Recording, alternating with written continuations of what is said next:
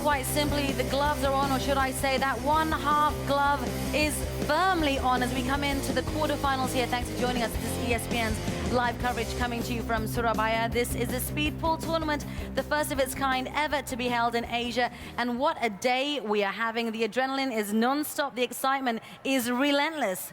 As we come into our final 8 players of the tournament, let me just introduce to you our quarterfinalists. We have Karl Boys against Mika Immonen, Dennis Orkoyo against Cherry Sulaiman, Thorsten Hommen against Chris Mellin, Jeffrey Dalunia versus our English player Darren Appleton, who we just saw. So let's get straight into this hard and fast action now. On table 1, we have one of our 3 English players still left in this tournament, Karl Boys, who takes on the Iceman from Finland. Karl Boys is also known as Guapo, as we all know very well as we come into day 3. And Mika Immonen, the Iceman, cool, calm and collected is what he's been over the last 3 days here in Indonesia. So Karl and Mika, if I could ask you both to please take your positions as we kick off the quarterfinal round here at the Ciputra World Mall. The best of luck to the both of you. When I count to 3, go is your cue. 3, 2, 1, go. The business end of the Guinness World Series of Pool 2012. The Speed Pool 10 ball is well underway, and 2 heavyweights, the Iceman against Guapo. And it is so promising. Both players skipping around the table, and it looks as though Mika has the better table to run out here, because there's a couple of little issues for Boys that he is trying to address straight away. Thus far, a hot start for both players, but Mika has a bigger spread of balls than great shot there by Boys as he split up the 9 and the 10. This is where there will be very little to choose from these players, because you can see straight away there, Boys has posted a 45, and it's Immonen that has posted a 47, both with no fouls. That is going to be so important going through. And again, it's a 5-rack race to see who can accumulate the lowest time. They will advance through to the semi-finals. It's Boys with a 2-second advantage going in to rack 2. If you've just joined our coverage, we are playing speed pool. So you can hit the 1 and the 9 ball in any order, and then you must hit the 10 ball last. And the scores are added up after all 5 racks, and the one with the lower finish makes it through to the semi-final. Mika Immonen, there isn't a player out there who hates to lose more than him. Such a competitor. Well, the Iceman, aptly nicknamed the man that can deal with things under pressure.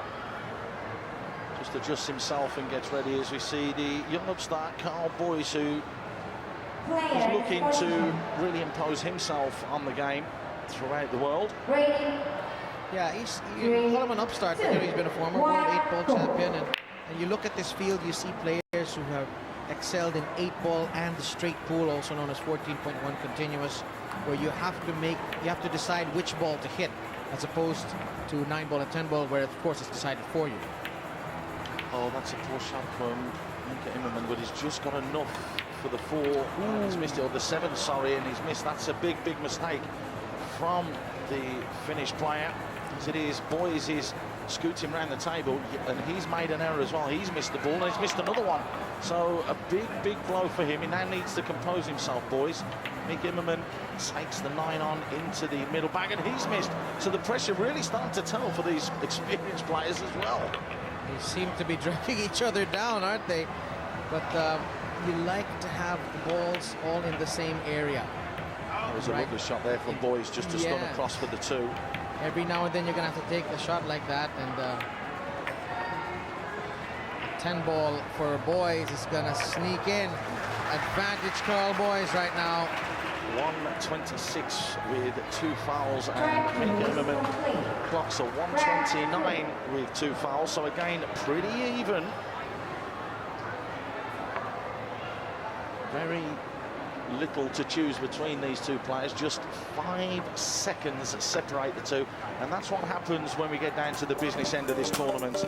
The time disparity that we've seen before will get less and less and less. There's the first miss just a second ago that we saw from Boys and Immonen as well.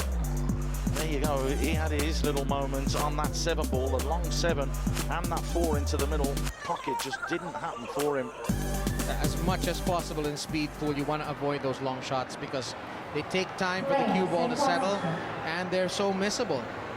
You want to use connector balls to get from one, you know, a connector ball to sometimes pick off that idle, solitary widow ball and come back to the pack.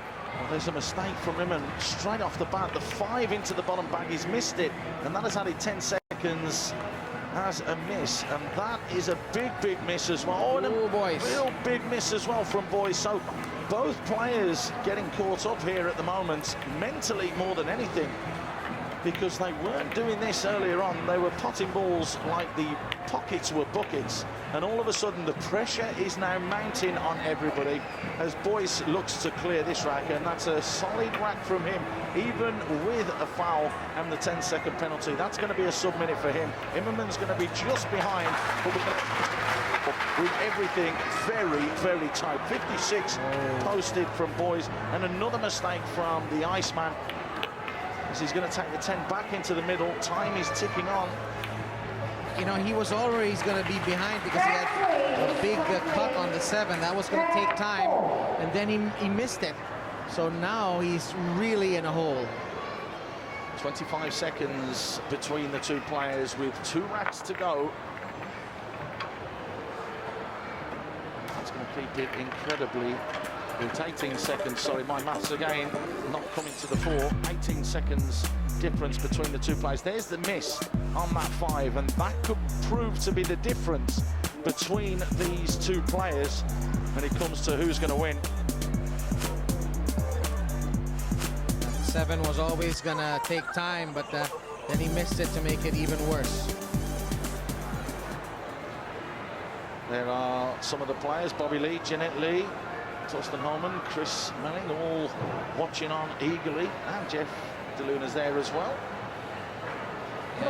Bobby Lee Chenman, the second on your picture, his real name is Lee Chenman. That's his Cantonese name. And when he went to the UK, he became Lee Chenman.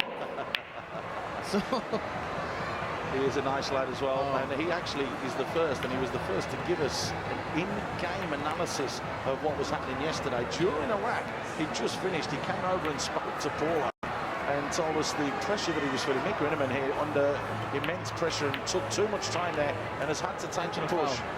Yeah, and it's gone terribly wrong for Immonen. He had to take an intentional foul, and then he tied up the one with the 9, so it's disaster here for the Finn.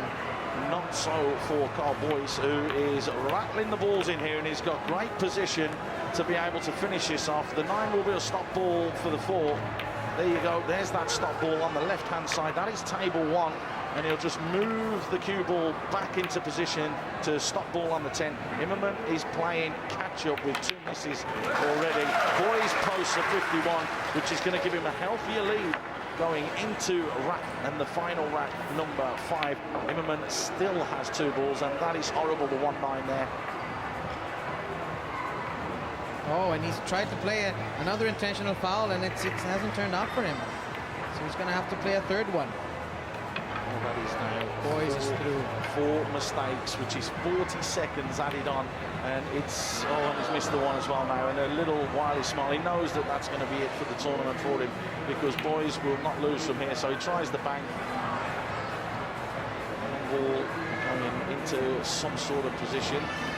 Needs to be careful that he doesn't look to the 10 in there as well, otherwise that will be a foul. The 10 stops, that's it now, and he has got 2:38 with 6 fouls, and that looks as though it will be good night to Mika Immonen. The Iceman will be bowing out because a 2.5-minute lead or so, just under 2 minutes 20 lead for Karl Boyce will be more than enough that he will need to go through and qualify for the semi-final.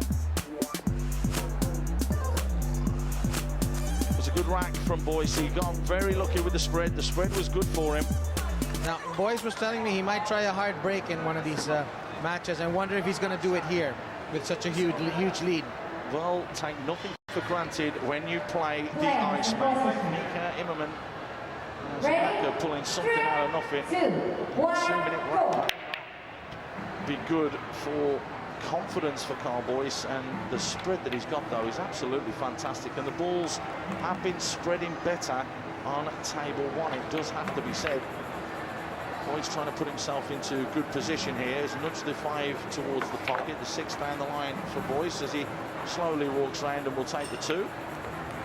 Mika Immonen rushing round, and again this is testament to the kind of person that he is, and as you mentioned, a fantastic competitor and a man that does not like to lose, and that is why he's going to post a very quick time here in the final rack.